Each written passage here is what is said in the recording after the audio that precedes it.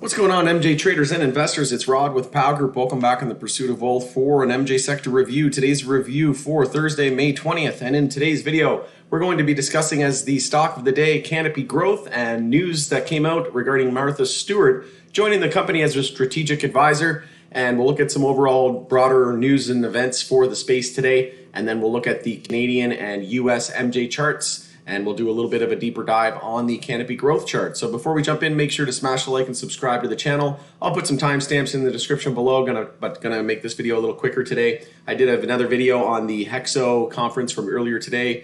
You probably already seen it, but if not, you can check that out. It was a fantastic interview. So Martha Stewart joins MJ firm Canopy Growth as strategic advisor. Canadian MJ producer Canopy Growth said Thursday that it is appointing Martha Stewart as strategic advisor, a move designed to deepen the Ontario-based company's business ties with the Consumer Packaged Goods Authority and CBD brand leader.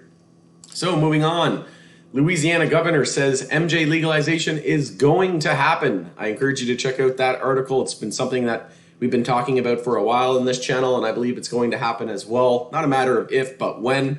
And I do believe that it could happen later on this year with full legalization in 2022. But let me know in the comments what you think below. Do you think it's going to be legalized anytime soon? Personally, I think 2022 is going to be the year of MJ. Colorado, this is also extremely interesting. Colorado governor signs bill to double MJ possession limit and calls for pardons review.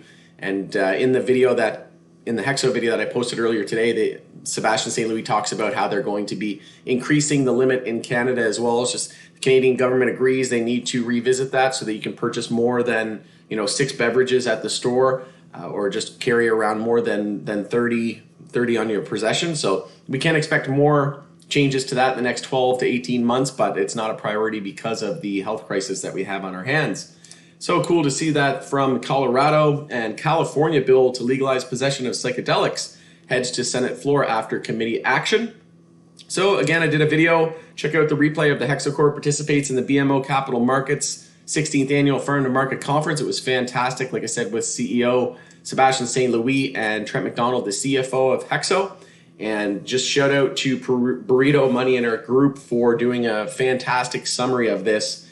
And I did comment on the video as well. My biggest takeaway was the MSOs, so the strategy for HEXO's US expansion strategy, and that was basically a white labeling expansion strategy to offer to MSOs so that they don't actually have to manufacture. So let's say they used a pre-roll, for example, category, so they could do a powered by HEXO pre-roll with good margins, and they would do a white labeling agreement with that MSO, similar to what happens with grocery stores and no-name brands and that type of thing. And also said that we could see 6, 12 pack, maybe even 24 pack of Molos or beverages in the next 18 months. And just go over this real quickly here from Burrito Money because this is fantastic. So this is great. HEXO is going to kill it. A couple notes that Burrito had from the video. North plus Zena, lower cost to product industry leaders meets HEXO industry leader. And again, this is just a post that was in our private group for members.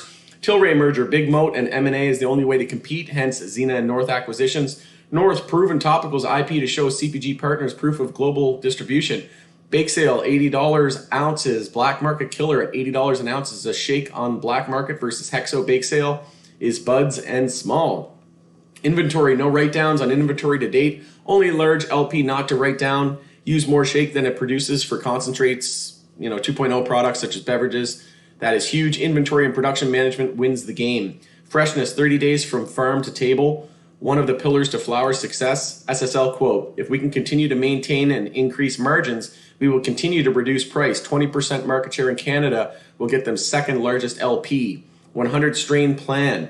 With Zena and North, we have the opportunity to have THC with 100 strains.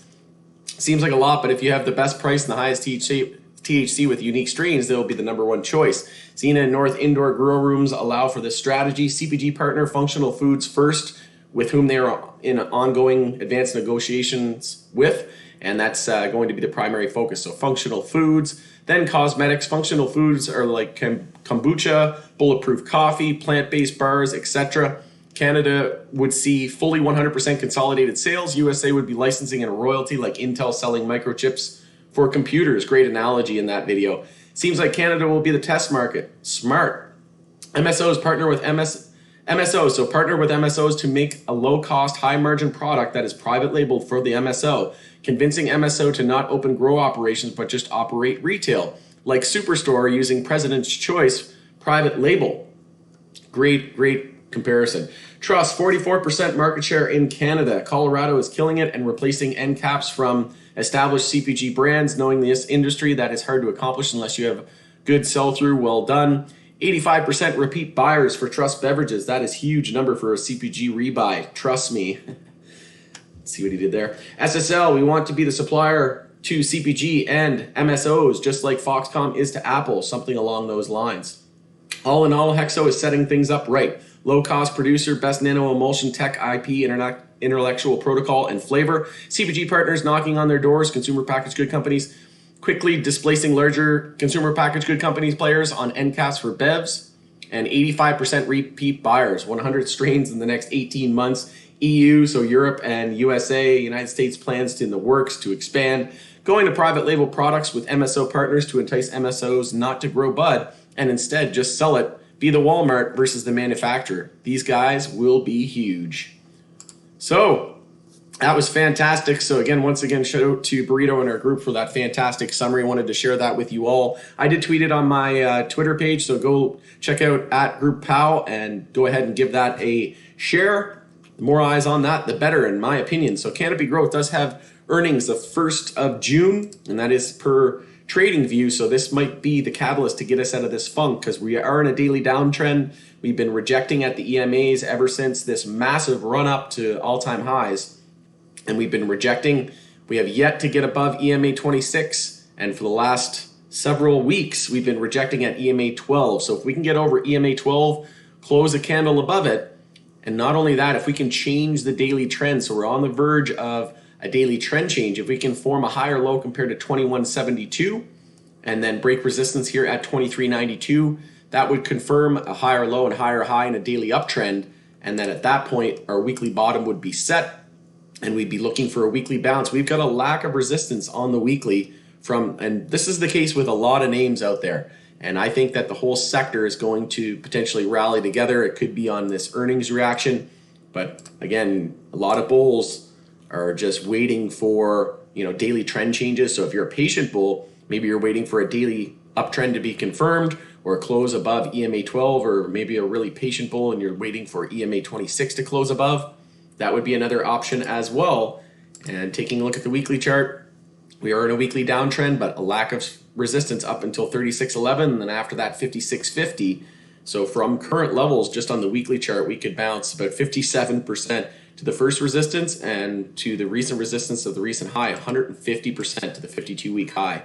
That is impressive, and I'm going to be ecstatic once we do see the bounce in the sector. I do think that the whole sector is going to bounce together, and we did have that EMA 12 and 26 bear cross that already happened, so could be heading to weekly oversold, though. It's entirely possible. You have to decide whether or not you want to load up on Canopy. Personally, I'm not holding any Canopy at the moment. I may look to enter some here if we do confirm a daily uptrend, but personally, I'm focused on Hexo as my main LP, and I do have MSOS and a few other MSOs, but focusing on Hexo and MSOs for the most part, as I do believe that is where the growth is, and Hexo extremely very much undervalued compared to the peers. And again, we are in a monthly uptrend on CGC, Canopy Growth, just looking for a monthly high or low. And again, a lack of resistance on that monthly up till $56. On the weekly time frame, so we have the stochastic trying to cross bullish, but has yet to do so. The MACD still very much in the bear territory, and we're still well below the 10-week moving average at 28.09. But if we do get a bounce going, that's a potential resistance area to be watching. And on this pullback, something notable here is we are holding the 100-day or the 100 weekly moving average at 23.17. We closed at 22.93, but we want to close the week above that level. And you could enter now with a stop below the recent lows and look to be basically bottom fishing this monthly and weekly pullback. So we had the low of 21.72.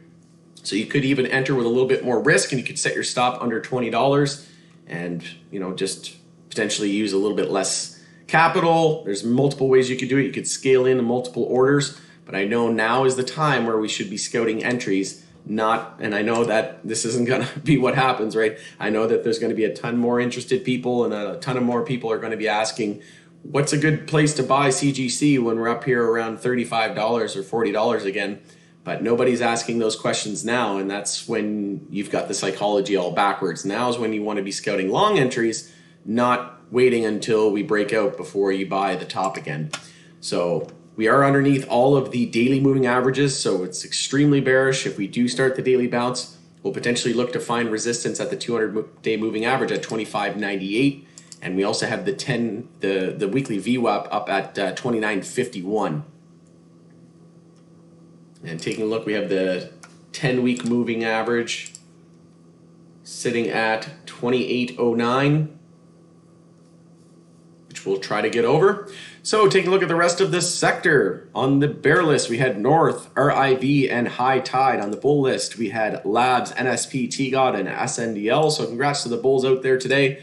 Hexo didn't really have much of a reaction to the event today, and we're just looking for a bottom to be set. We've got support at 502, and this recent low here at 564 will be key. If we lose 564, we're looking at 502. But once this daily bounce gets underway, this daily inside bar, we'll likely find out which way it breaks tomorrow. If we break it bearish, we're likely heading to 502. If we break it bullish, then we're likely heading up to recent highs. And from this inside bar bull break, even if you played the inside bar bull break, from up to the recent highs, you're looking at 27% move. Just to that gap fill, you're looking at a 20% move.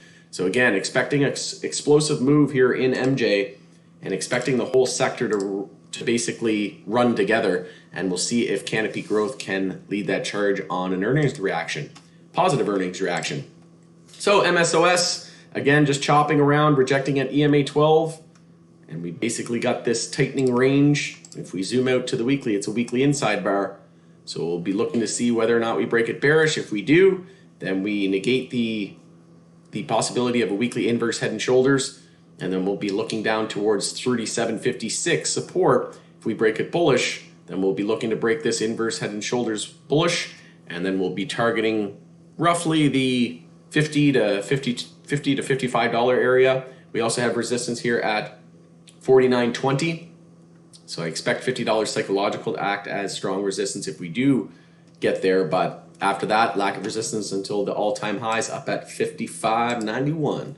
So taking a look at the bull and bear list, we had TAUG, Acreage, and MJNA. On the bull list, we had KBEV, FLGC, and BEV.